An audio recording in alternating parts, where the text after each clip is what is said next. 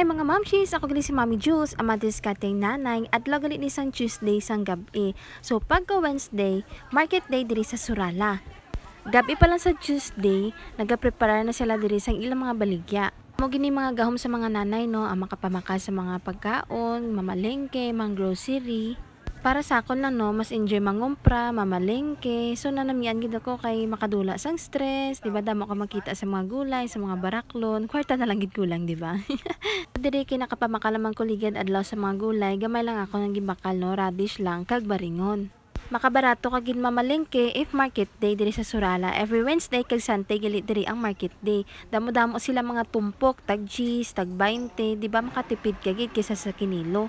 Diri naman gali ko sa may buladan, kanami lang kay magprito kasi tapos isaw-saw mo sa kaha nga langgaw. Baw kanamit gid. Kanami lang gid diri magbalengke diri sa may Surala kay limpyo kag organized. Asa diri lang, salamat sa pagtan-aw.